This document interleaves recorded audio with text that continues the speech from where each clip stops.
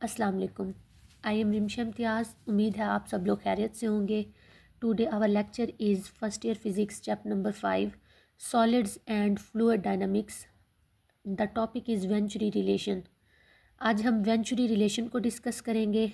Venturi meter क्या होता है ये देखेंगे। और वेंचुरी रिलेशन जो है वो बेसिकली हमारे पास बर्नौली इक्वेशन की ही एक एप्लीकेशन है, यानी कि बर्नौली इक्वेशन की हम रियल लाइफ के अंदर अब हम एप्लीकेशंस को डिस्कस करेंगे। तो वेंचुरी रिलेशन हमारे पास बर्नौली जो इक्वेशन थी, जो law of conservation of energy के ऊपर बेस करती है, ये उसकी रियल लाइफ में एक एप्लीकेशन है। अब हम ये देखते हैं कि वेंचुरी मीटर क्या होता है। वेंचुरी मीटर जो है हमारे पास एक डिवाइस होती है जो किसी भी हमारे पास कंटेनर के अंदर या फिर किसी भी पाइप के अंदर फ्लूइड की स्पीड के बारे में हमें बताती है, यानी कि लिक्विड किस स्पीड से पाइप के अंदर मूव कर रहा है वो हम वेंचुरी मीटर के ज़रिए कैलकुलेट कर सकते हैं।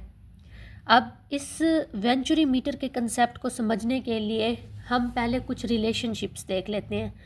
ये डी हमारे पास यहाँ पे रिप्रेजेंट कर रहा है डायामीटर को, वी वेलोसिटी को और पी प्रेशर को। अब according to equation of continuity area और वेलोसिटी जो है ये इन्वर्स रिलेशन रखते हैं, यानी कि एरिया हमारे पास अगर ज़्यादा होगा तो वेलोसिटी जो है वो हमारे पास कम होगी। इसकी एग्जांपल जो है वो पाइप से ले सकते हैं कि जब आप पाइप का जो जहाँ से पानी निकल रहा होता है, पाइप के नोज़ल को अगर आधा आप लोग अपनी फिंगर से कवर कर लें तो पानी की जो स्पीड है वो इंक्रीज़ हो जाती है। पानी की स्पीड इंक्रीज़ हो रही है एरिया को कम करने से, यानी कि एरिया और वेलोसिटी का जो है इन्वर्स रिलेशन है। ये हमें रिलेशनशिप मिलता है इक्वेशन ऑफ कंटिन्यूटी से। अब हमने ये देखना है कि एरिया और डायामीटर बेसिकली ये दोनों एक ही सेंस में लेना है इस चीज़ को, कि जहाँ पे डायामीटर आ जाए उसको एरिया के ही मीनिंग में कंसीडर करना है। यानी कि जब हमारे पास डायामीटर ज़्यादा होता है तो वेलोसिटी हमारे पास क्या होती है, कम होती है। और अगर हम प्रेशर को देखें तो प्रेशर हमारे पास क्या है, इंक्रीज़ होता है। यानी कि डायमीटर, वेलोसिटी और प्रेशर के दरमियान में ये हमारे पास क्या है, रिलेशनशिप है।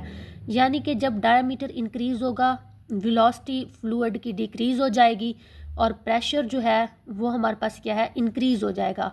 यानी कि वेलोसिटी और प्रेशर का जो है वो इन्वर्स रिलेशन है। डायमीटर और वेलोसिटी का इन्वर्स रिलेशन है और आगे वेलोसिटी और प्रेशर का इन्वर्स रिलेशन है। यानी कि डायमीटर ज़्यादा है, वेलोसिटी कम होगी और प्रेशर हमारे पास क्या है, ज़्यादा होगा। जहाँ पे वेलोसिटी ज़्यादा होगी वहाँ पे प्रेशर कम होगा, जहाँ पे वेलोसिटी कम होगी वहाँ पे प्रेशर ज़्यादा होगा। ये बात अंडरस्टैंड करने के बाद हम इसकी डायग्राम को समझते हैं। अब ये हमारे पास एक वेंचुरी मीटर है। वेंचुरी मीटर वो डिवाइस होती है जो हमारे पास फ्लूइड की हमें स्पीड के बारे में बताती है कि फ्लूइड जो है वो पाइप के अंदर किस स्पीड से फ़्लो कर रहा है। अगर हमने फ्लूइड की स्पीड निकालनी हो तो वो हम वेंचुरी मीटर से निकाल सकते हैं। और वेंचुरी मीटर को डिज़ाइन किया गया है बर्नौली इक्वेशन को, मतलब बर्नौली इक्वेशन पर ही वेंचुरी मीटर को डिज़ाइन किया गया है। अब इसमें हमने क्या करना है, एक पाइप लेना है। पाइप नॉन यूनिफॉर्म लेना है, यानी कि एक साइड से उसका जो क्रॉस सेक्शनल एरिया है वो ज़्यादा है और दरमियान में से उसका जो क्रॉस सेक्शनल एरिया है वो क्या है, कम है। यानी कि एक नॉन यूनिफॉर्म हमने पाइप लिया, उसका क्रॉस सेक्शनल जो एरियाज़ हैं उसके वो डिफरेंट हैं। अब जब यहाँ पे जो क्रॉस सेक्शनल एरिया है पाइप का वो ज़्यादा है, यहाँ पे मतलब वेलोसिटी जो हम लेंगे वो v1 है। जो नैरो दरमियान में से जो पाइप हो रहा है यहाँ पे इसका जो क्रॉस सेक्शनल एरिया है वो कम है। इट मीन्स कि यहाँ पे वेलोसिटी की जो मिकदार है वो चेंज हो जाएगी, v2 हो जाएगी। अब हम ये देखें कि क्रॉस सेक्शनल एरिया ज़्यादा है तो वेलोसिटी क्या होगी, कम होगी।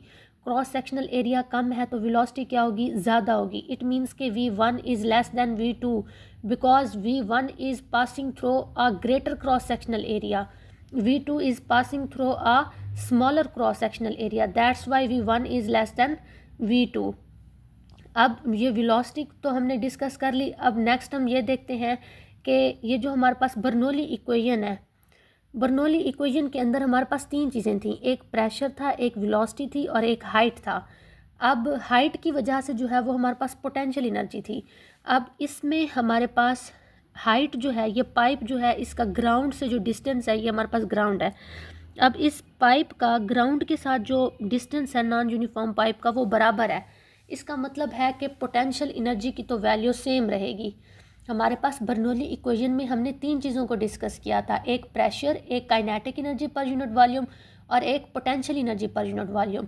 क्योंकि अब इस नॉन यूनिफॉर्म पाइप का ग्राउंड के साथ डिस्टेंस बराबर है, तो इसका मतलब है कि इस पाइप के अंदर जो वेरिएशन है वो पोटेंशियल एनर्जी में नहीं आएगी। पोटेंशियल एनर्जी की वैल्यू चेंज नहीं होगी, वो हम हर जगह पर क्या होगी, सेम होगी। चेंज क्या होगी हमारे पास, एक तो काइनेटिक एनर्जी चेंज होगी, दूसरा क्या होगा, प्रेशर चेंज होगा।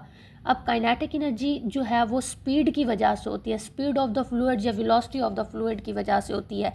वेलोसिटी को हमने डिस्कस कर लिया फ्लूइड्स की, कि यहाँ पे cross section non uniform pipe है तो क्रॉस सेक्शनल एरिया ज़्यादा है। यहाँ पर हमने v1 वेलोसिटी ली है जो कि कम है वेलोसिटी v2 से, क्योंकि v2 वेलोसिटी उस क्रॉस सेक्शनल एरिया की है जो हमारे पास, जिसका डायमीटर जो है हमारे पास कम है। तो वेलोसिटी को हमने डिस्कस कर लिया, हाइट को हमने डिस्कस कर लिया, हाइट सेम है ग्राउंड से, तो पोटेंशियल एनर्जी हमारे पास इसमें हम कंसीडर नहीं करेंगे वेंचुरी मीटर में। बाकी हमारे पास टर्म आती है प्रेशर की। अब हमने प्रेशर किस तरह से कैलकुलेट करना है। वैसे तो हमारे पास जो ग्रेटर क्रॉस सेक्शनल एरिया है और जो स्मॉलर क्रॉस सेक्शनल एरिया है, यहाँ पे हमारे पास एक बैरोमीटर इंस्ट्रूमेंट लगा होता है। बैरोमीटर वो इंस्ट्रूमेंट है जिससे हम प्रेशर की वैल्यू कैलकुलेट कर सकते हैं। लेकिन अगर हमारे पास बैरोमीटर इंस्ट्रूमेंट ना हो तो हम यहाँ पर ग्लास की 2 पाइप लगा देते हैं। यानी कि ये तो वो हमारे पास पाइप है ना जिसमें से पानी गुजर रहा है और हमने उसकी स्पीड कैलकुलेट करनी है। ये 2 हमने जो गिलास के हमने नोजल्स लगाए हैं, एक ये और एक ये बेसिकली प्रेशर को मेजर करने के लिए लगाए गए हैं। हमने इस डायग्राम को डिस्कस करने से पहले स्टडी किया है कि जब डायमीटर इंक्रीज़ होगा वेलोसिटी डिक्रीज़ होगी। जहाँ पे वेलोसिटी डिक्रीज़ होगी वहाँ पे प्रेशर क्या होगा, इंक्रीज़ होगा। इट मीन्स यहाँ पे हमारे पास क्या है, वेलोसिटी कम है।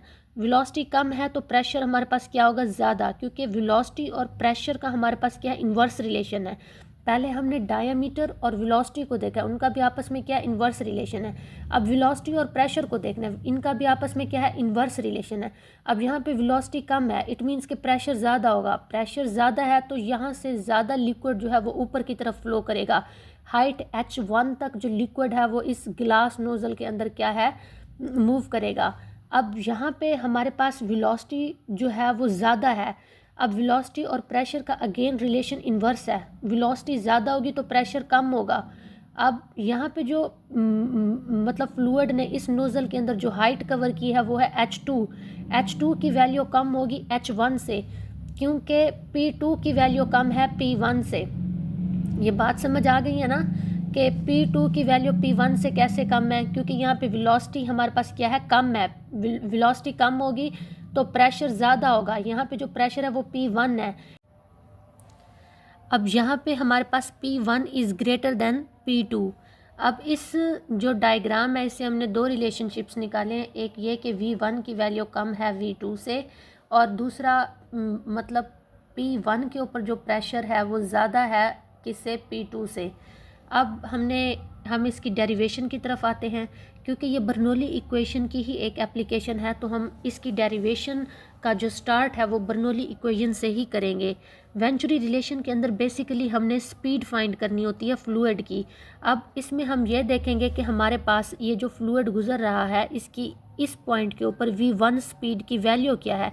यानी कि हम इस वेंचुरी मीटर या वेंचुरी रिलेशन के अंदर हम v1 की डेरिवेशन करेंगे। अब v1 की जो डेरिवेशन है वो हम बर्नौली इक्वेशन से ही स्टार्ट करेंगे, क्योंकि ये बर्नौली इक्वेशन की क्या है, एक एप्लीकेशन है। अब हम सबसे पहले बर्नौली इक्वेशन को लिख लेते हैं, P1 plus kinetic energy. Bernoulli equation हमारे पास है P1 plus kinetic energy per unit volume at point 1 plus potential energy per unit volume is equal two point 2 के ऊपर pressure plus kinetic energy per unit volume plus potential energy per unit volume. Because हमारे पास जो non uniform pipe है उसकी ground से height हमारे पास equal है, तो इसमें पोटेंशियल एनर्जी जो है दोनों पॉइंट्स पर सेम होगी, क्योंकि ग्राउंड से इनका जो डिस्टेंस है वो सेम है और पोटेंशियल एनर्जी हाइट की वजह से होती है, इसीलिए ρgH1 is equal to ρgH2, यानी कि पॉइंट 1 के ऊपर और पॉइंट 2 के ऊपर पोटेंशियल एनर्जी की जो वैल्यूज़ होंगी वो सेम होंगी। अब इक्वल के दोनों साइड्स पर अगर कोई चीज़ सेम हो तो वो आपस में कट जाती है, ये मैथ का रूल है। तो ρgH1 और ρgH2 आपस में क्या हो जाएंगे, कैंसिल हो जाएंगे। तो बाकी हमारे पास इक्वेशन बचेगी P1 plus half rho V1 का square is equal to P2 plus half rho V2 का स्क्वायर। अब इसमें अगर हम देखें तो ये जो P2 है ये यहाँ पे इक्वेशन की इस साइड पे प्लस हो रहा है, दूसरी साइड पे जाके माइनस हो जाएगा, और ये जो हाफ रो V1 का स्क्वायर इधर प्लस हो रहा है, इसको दूसरी साइड पे ले आए तो ये इधर आके माइनस का हो जाएगा। यानी कि प्रेशर वाली टर्म्स को एक साइड पे रखें और काइनेटिक एनर्जी पर यूनिट वाली टर्म्स को एक साइड पे रखें। अब इसमें से हमने हाफ रो कॉमन ले लिया है, बाकी हमारे पास बचेगा V2 का स्क्वायर माइनस V1 का स्क्वायर। इसको हमने इक्वेशन R का नाम दे दिया है। अब इसमें हमने क्या करना है, हमने V2 की वैल्यू इसमें पुट करेंगे। बेसिकली हमने V1 की वैल्यू निकालनी है। जो चीज़ हमने निकालनी होती है जिसकी वैल्यू, हम उसके अपोजिट वैल्यू पुट करते हैं, यानी V1 हमने फाइंड करना है तो हम इक्वेशन के अंदर V2 की वैल्यू पुट करेंगे। अब V2 की वैल्यू हमारे पास कहाँ से आएगी, हम इक्वेशन ऑफ कंटिन्यूटी से V2 की वैल्यू निकालेंगे। Equation of continuity Bernoulli equation से प्रीवियस टॉपिक है जो हमें ये बताता है एरिया और वेलोसिटी के दरमियान रिलेशनशिप बताता है।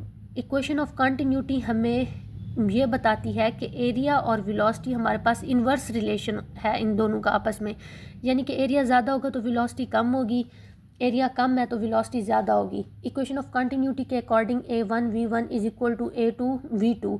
अब हमने क्या करना है, V2 की वैल्यू निकालनी है, तो हम A2 इधर मल्टीप्लाई हो रहा है, दूसरी साइड पे जाके ये हमारे पास क्या हो जाएगा, डिवाइड हो जाएगा। Means A1 V1 over A2 is equal to V2। अब हमने इक्वेशन नंबर R के अंदर V2 की वैल्यू पुट करनी है। अब इक्वेशन R हम लिखेंगे, अब उसके अंदर V2 की जगह हम लिखेंगे A1 V1 ओवर A2।